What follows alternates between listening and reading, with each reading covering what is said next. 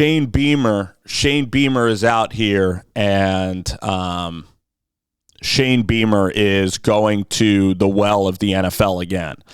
And Dowell Loggins ended up being great. It ended up really working out, and I think it hurts to lose him to Appalachian State.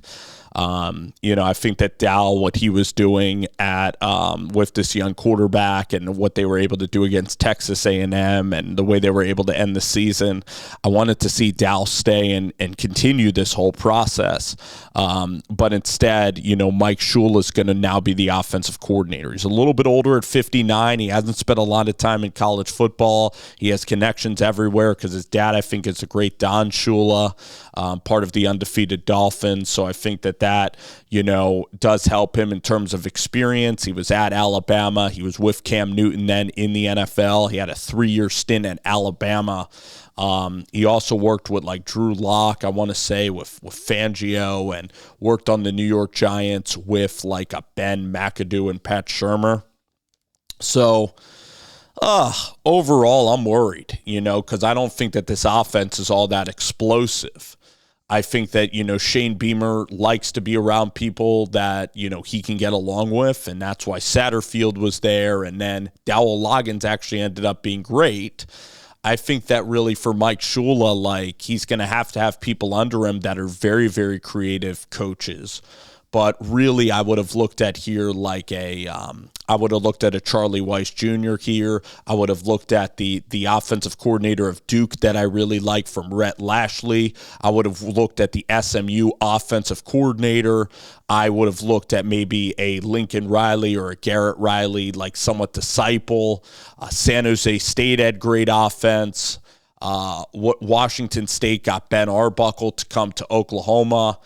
I would have looked at Cade Bell would have been a big-time hire from South Carolina, from Pittsburgh. So a lot of the other hires in this cycle, you got Chip Lindsey, he's okay. I think Shula might even be right now the one I'm worried about because you're just promoting from within. He's going to try to run the same as Dowell, but I don't know if he can do it. So I have my doubts. He has a great quarterback. The bar's going to be set higher because of this offense. I just would have went younger at offensive coordinator. I just think Cade Bell would have easily come around, and he's a really, really good offensive coordinator, and he could have worked with Lenorris Sellers, and this thing could have taken off like a rocket ship. Or you could have got somebody from the Rhett Lashley tree, like the guy at Duke, the offensive coordinator there.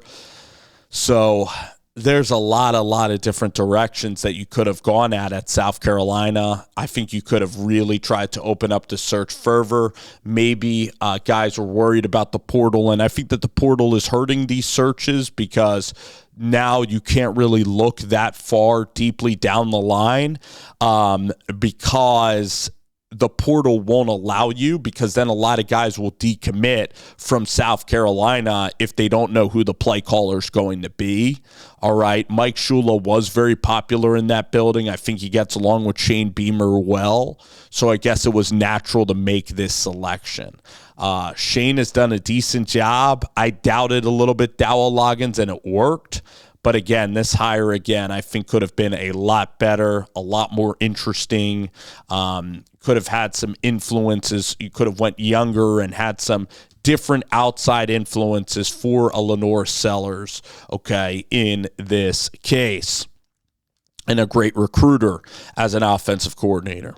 All right, so that's that. That's Mike Shula. NFL experience, has worked with Cam Newton, has worked in the NFL a long time, has seen the game of football a while, really decent quarterbacks coach, good person.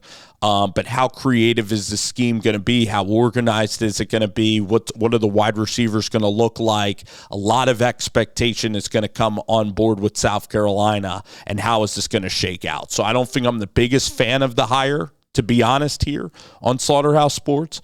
But again, we're going to wait and see for sure. Tell me what you guys think about what South Carolina could have done, and they end up promoting Mike Shula.